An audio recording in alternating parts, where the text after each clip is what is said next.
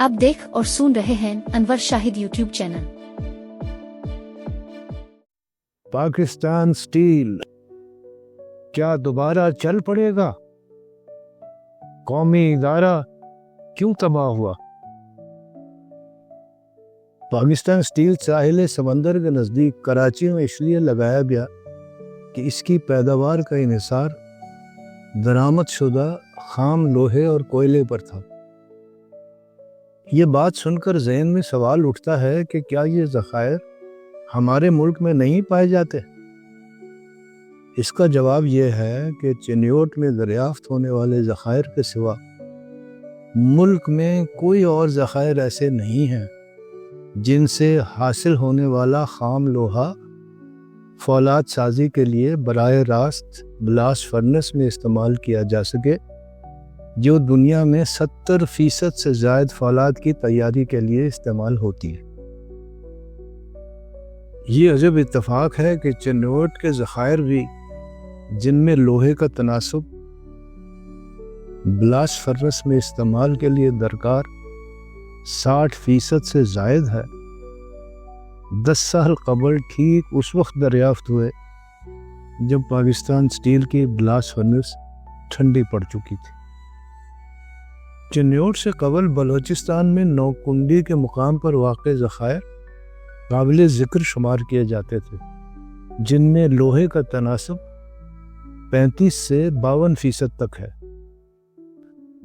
इन्हें blast furnace में काबिल इस्तेमाल बनाया जा सकता है, लेकिन पाकिस्तान स्टील इन ज़खायर से इसलिए फ़ायदा नहीं उठा सका कि इन्हें इस्तेमाल के मतलूबा मयार पर लाने के लिए दरकार मुख्तलिफ मराहिल से गुजारना और फिर लाखों टन खाम माल दुश्वार गुजार रास्तों से कराची तक लेकर आना एक दिक्कत तलब काम था, जिस पर अखराजात भी ज़्यादा आते थे, और ये भी कि इसकी निस्बत दरामद शुदा फौलाद सस्ता पड़ता था। नौकुंडी के अलावा पंजाब में कालाबाग के ज़खायर, जिनमें लोहे का तनासब 34% है, काबिल ज़िक्र शुमार किए जाते रहे, बल्कि क़याम पाकिस्तान के फ़ौरन बाद इन ज़खायर से जैसे भी मुमकिन हो फौलाद हासिल करने की कोशिश मुल्क में फौलाद साज कारखाना कायम करने के लिए सरतोड़ कोशिशों का एक हिस्सा थी, जिनमें अमेरिका, फ्रांस और जर्मनी के अलावा अक़वाम मुत्तहिदा का ताउन भी हासिल रहा था। इनमें से जर्मनी की बहुत बड़ी फौलाद साज कंपनी साल्ज़ गिटर ने बिलाखिर 1967 में कालाबाग के खाम लोहे और दरामद शुदा खाम लोहे को मिलाकर ख़ास किस्म की भट्टी के ज़रिए फौलाद तैयार करने में कामयाबी हासिल कर ली थी। इसकी बुनियाद पर 8 लाख टन सालाना पैदावार का हामिल कारखाना लगाए जाने का मंसूबा भी तैयार कर लिया गया था, जिसकी अक़वाम मुत्तहिदा के माहिरीन ने भी मंजूरी दे दी थी।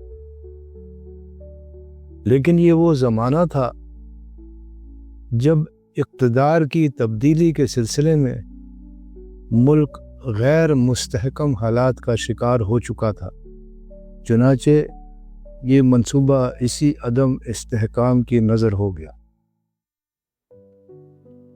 इससे कुछ मिलती जुलती सूरत हाल का सामना पंजाब के ऐवान इक़्तिदार में उतार चढ़ाव के सबब चिन्योट के मादनी ज़खायर को भी रहा है, जिनकी दरियाफ्त के 10 साल बाद भी इनके ज़रिए 10 लाख टन सालाना फौलाद हासिल करने का मंसूबा अमली शक्ल इख्तियार नहीं कर पाया है।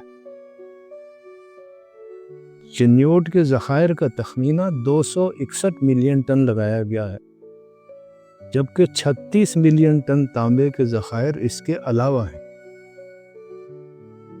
जहाँ तक कोयले का ताल्लुक है, सिंध में थर के मुकाम पर दरियाफ्त होने वाले कोयले के ज़खायर की گزشتہ دنوں دنیا کے بہت بڑے ذخائر کے طور پر ایک عرصے تک دھوم مچی رہی، لیکن یہ چرچا رفتہ رفتہ اس لیے دم توڑ گیا کہ ان میں نمی زیادہ ہونے کی وجہ سے ان کا شمار معیاری کوئلے کے ذخائر میں نہیں کیا جا سکتا۔ بلوچستان اور ملک میں دیگر مقامات پر پائے جانے والے کوئلے کے ذخائر بھی فولاد سازی کے لیے موزوں نہیں۔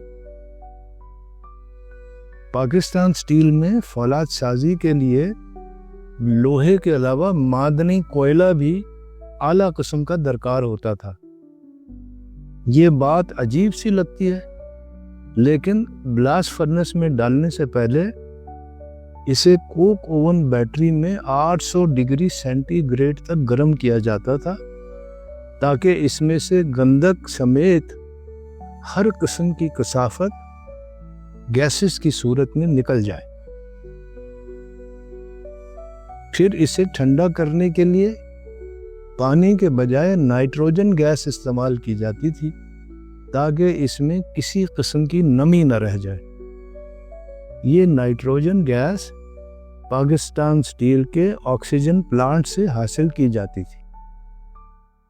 اگلی قسم میں جانیے پاکستان سٹیل میں آکسیجن پلانٹ کا کیا کام۔